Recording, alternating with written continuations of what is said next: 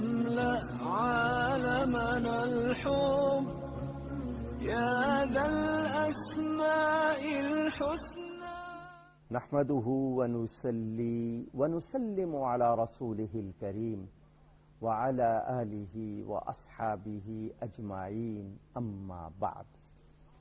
أعوذ بالله من الشيطان الرجيم، بسم الله الرحمن الرحيم. ناظرین و سامعین، السلام علیکم ورحمۃ اللہ وبرکاتہ.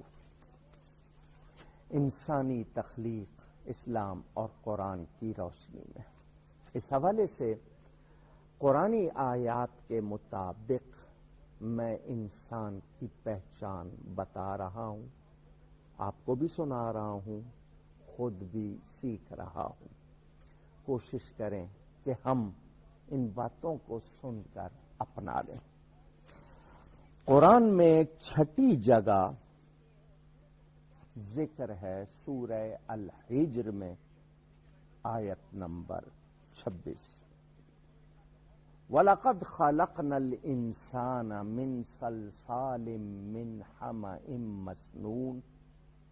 یہ انسان کی تخلیق کیسے بنایا گیا؟ انسان کی پیدائش کا سبب مرد اور عورت، ماں اور باپ، یہ نہ ہو اللہ پیدا کر سکتا ہے. حضرت آدم علیہ السلام کو پیدا کیا. مرد ہے عورت نہیں، اللہ پیدا کر سکتا ہے. حضرت حوا کو پیدا کیا. عورت ہے، مرد نہیں، حضرت عیسیٰ علیہ السلام کو پیدا کیا. وہ قادر ہے، قدیر ہے. اسباب ہمارے لیے ہیں، اس کو کسی کی کسی طرح کوئی حاجت ضرورت نہیں ہے. وہ ان تمام سے پاک ہے. مگر انسان کو بنایا. حضرت آدم علیہ السلام کا خاکی پتلا تیار ہوا، مشہور ہے. آئیے اس حوالے سے دو تین باتیں. قد و قامت ہو، انسان کا مرتبہ ہو. کہتے ہیں انسان جیسی کوئی اور چیز ہی نہیں. حضرت انسان کو اتنی اہمیت کیوں بخشی گئی؟ آخر اس میں کون سی ایسی بات کہ زمین، آسمان، سمندر، دریا، بادل، ہوائیں سب اس کی خدمت میں لگی ہوئی ہیں، سرگرم عمل. یہاں انسان کی حقیقت اور خصوصیت کا بھی بیان ہے. یاد رہے یہ میرے رب تعالی کا کلام ہے. کسی فلاسفر، فلسفی کے فلسفے میں، کسی سائنسدان کی تھیوری میں، کسی موجد کے فارمولے میں کوتاہی ہو سکتی ہے. رب تعالی کے فرمان میں تو شبہ بھی نہیں کیا جا سکتا، گنجائش ہی نہیں ہے. پھر ہم سائنس کو قرآن پر نہیں، یعنی کوشش نہ کریں کہ سائنس کو قرآن سے ملائیں. قرآن کے مطابق سائنس جہاں ہے وہ قرآن کی سچائی کو واضح کر رہی ہے، ثابت کر رہی ہے. قرآن ہے، رہنما ہے. کہیں کوشش نہ کریں کہ قرآن کی کوئی آیت کو زبردستی سائنس پہ پورا کریں، نہیں. ہاں، قرآن کو رہنما بنا کر سائنس کے اصول ہو یا تھیوری ہو ضرور دیکھیے. قرآن سے کبھی یہ نہ سوچیے گا کہ اس کی کوئی تعلیم، کوئی بات غلط ہوگی. آئیے، حضرت آدم علیہ السلام انسان اول، ابو البشر آپ کا لقب، تمام انسانوں کے باپ. مٹی سے اللہ نے ان کو بنایا. روئے زمین، انٹائر ارتھ سے اللہ نے مٹی منگوائی. اس مٹی کے بارے میں بتایا گیا وہ ایسی کہ بجنے والی، جو پہلے بدبودار سیاہی مائل کیچڑ تھا، اس سے اس کا کالبد تیار ہوا. پھر اس میں اللہ تعالی نے اپنی طرف سے خاص روح پھونکی. اسی روح کی وجہ سے اس انسان کے سر پر عرضی خلافت کا تاج رکھا گیا. اسے مسجود ملائک یعنی فرشتوں نے اس کو سجدہ کیا. انسان کا شرف، وہ انسان جو آج اللہ کی بارگاہ میں سجدہ کرنے میں سستی کرتا ہے، تجھے اتنی عزت دی گئی کہ فرشتوں کو حکم دیا گیا انسان کو سجدہ کریں. سوچئے اے انسان، ایسی اپنے اندر کوئی چیز نہ آنے دو کہ تمہاری عزت، تمہارا وقار، مرتبہ تمہاری نظروں میں بھی اور انسانیت میں بھی نہ رہے. سلسال اس خشک شدہ کیچڑ کو کہتے ہیں جسے اگر انگلی سے ٹکرایا جائے تو وہ بجنے لگے. ہماؤن اس مٹی کو کہتے ہیں جو کافی دیر بہت وقت پانی میں رہنے کی وجہ سے سیاہ ہو گئی ہو، گہرے رنگ کی ہو گئی ہو. مسنون اس کا ایک معنی بدبودار بھی ہے اور قالب میں ڈھلا ہوا. یہاں دونوں معنی علماء لغت اس حوالے سے کہتے ہیں کہ مٹی کی مختلف حالتوں میں اس کے نام بھی مختلف، گیلی مٹی ہے، سوکھی مٹی ہے، چکنی مٹی ہے، یا بدبودار ہے، یا اس کی حالتوں کے حوالے سے نام ہے. پانی میں بھگونے سے پہلے مٹی کو تراب کہتے ہیں. پانی میں بھیگ جائے تو اسے طین، توئے یہ نون، طین کہتے ہیں، کیچڑ. اور جب بہت عرصہ پانی میں بھیگی رہے یہاں تک کہ اس کی رنگت سیاہ ہو جائے تو اسے ہماؤن کہتے ہیں. اور جب اس میں بو پیدا ہو جائے یا اسے کوئی صورت دی جائے تو اسے مسنون کہتے ہیں. جب وہ خشک ہو جائے اسے سلسال کہتے ہیں. اور جب اسے آگ میں پکا لیا جائے تو اسے فخار کہتے ہیں. انسان سے پہلے ایک اور نو مخلوق کو پیدا کیا گیا تھا جس کا نام جن. اس کی تخلیق آگ سے ہوئی، آگ کے دھوئیں سے. انسان کو مٹی سے پیدا کیا گیا. اس انسان کو اپنی تخلیق یاد رکھنی چاہیے.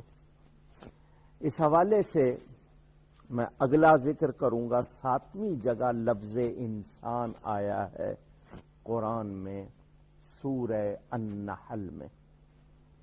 خلق الانسان من نطفۃ فاذا هو خصیم مبین.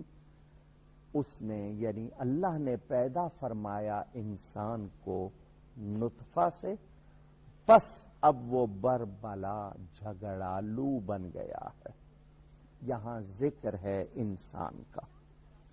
اس انسان کے لیے کہا گیا کہ چاند، پھول سب نذرانہ عقیدت پیش کرتے ہیں. اس انسان کی ہیبت سے جنگل کے شیر لرز جاتے ہیں. یہ انسان جو ستاروں پر کمن ڈال رہا ہے، جس نے وقت اور فاصلے پر اپنی دسترس کر لی ہے، اس کی اصل کیا ہے؟ پانی کی ایک بوند. اے انسان، بہت اچھے لباس میں، بڑے کر و فر کے ساتھ، بہت ہی زیادہ جس کو کہنا چاہیے چال ڈھال میں، ادا کے ساتھ، یہ ساری باتیں جو آج ہم شو آف کہتے ہیں، فیشن کہتے ہیں، دکھاوا کہتے ہیں، یا یہ کہ ہم ظاہری ٹھاٹ باٹ کہتے ہیں، ایک بوند میں یہ سب کچھ. کیفیت کیا ہوگی، مزاج کیا ہوگا، نیک ہوگا، برا ہوگا، کمرو ہوگا، خوشرو ہوگا، یعنی چہرے میں خوشنمائی زیادہ ہوگی یا کم ہوگی. پھر اندر یہ جو آپ کے صلاحیتیں ہیں، آج آپ اپنی عقل پر، اپنی سمجھ پر بڑا ناز کرتے ہیں. یہ انسان غور کرے تو اس کو صرف اور صرف رب تعالیٰ نے نوازا ہے. ہاں، آپ کہیں گے میں نے دنیا میں آ کر اپنے آپ کو نکھارا ہے، کالج گیا ہوں، یونیورسٹی گیا ہوں، میں نے کتابیں کھنگالی ہیں، میں نے دن رات ایک کیے ہیں. یہ سمجھ کس نے دی ہے؟ آنکھیں کس نے دی ہیں؟ کان کس نے دیے ہیں؟ یہ صحت مند جسم کس نے دیا ہے؟ اس میں یہ صلاحیتیں کس نے رکھی ہیں؟ رب تعالیٰ نے. اسی رب نے تمہیں پانی کی ایک بوند سے بنایا ہے. اس کو یاد رکھنا. ہاں، اللہ کے لطف و کرم پر تو جان ہی رہے ہو، ادھر دھیان نہیں ہو رہا کہ میرے رب نے مجھے ایک بوند سے کیا بنا دیا ہے. جھگڑ رہے ہو آپس میں بھی ایک دوسرے سے، اور اللہ کے فرشتوں سے بھی، اور اس کے علاوہ ارد گرد جو کچھ کر رہے ہو ذرا سوچو. سچی بات ہے، میں آپ کو یہ بات دوا کے طور پر بتا رہا ہوں. ہم لوگوں کا ایک مزاج ہے، اپنے آپ کو جب ہم کچھ سمجھنے لگ جاتے ہیں نا، دوسرے سے کہتے ہیں جانتے ہو تم تھے کیا، تمہیں کیا بنا دیا، یہ ہم کہہ دیتے ہیں. ہمارا مزاج ہے. ملازم کو اس کی مجبوری ہے، وہ ملازمت کر رہا ہے. سوچیں کہ آپ بھی تو اس کی جگہ ہو سکتے تھے. ڈانٹ دیتے ہیں اپنی اوقات جانتے ہو. یہ لفظ ہمارے منہ سے نکل جاتے ہیں، بہت برے ہیں. یہ پہچانے ہم اپنے آپ. ہم سب کے سب مٹی سے بنے ہیں. اللہ نے پانی کی ایک بوند سے بنایا ہے. اے انسان، تکبر تجھے زیبا نہیں ہے، تیری شان نہیں ہے، یہ رب تعالیٰ کی شان ہے. اگر مزاج میں دوسرے کو اوقات گنوا رہے ہو، جتا رہے ہو، خود کیا تھے؟ اپنی حیثیت کیا ہے؟ رب تعالیٰ ایک لمحے میں پانسا پلٹ دے، کیا کرو گے؟ تو تکبر نہیں کرنا. اس حوالے سے آپ نے سورہ النحل میں بیان سنا. اب ذکر سورہ الاسراء میں انسان کا ہے، جہاں ایک ہی آیت میں 2 مرتبہ لفظ انسان آیا. اندازہ کیجئے ایک ہی آیت ہے مگر 2 مرتبہ ذکر ہے. میں انشاءاللہ آئندہ پروگرام میں وہ آیت بھی سناؤں گا، اور اس پر گفتگو کر کے انسان سے یہی کہوں گا اپنے آپ کو پہچانے. ہم سب اللہ کے بندے ہیں، ہم سب اللہ کی مخلوق ہیں. ہاں، اچھا کون ہے؟ جو نیکی کرتا ہے، جو رب کو راضی کرتا ہے. گفتگو میں مجھ سے کوئی غلطی ہوئی ہو، اللہ تعالیٰ کی بارگاہ میں توبہ کرتا ہوں. آئندہ نشست میں ملاقات ہوگی. والسلام علیکم ورحمۃ اللہ وبرکاتہ. يا خالقنا غفرانا نسألك وأنت الأسمى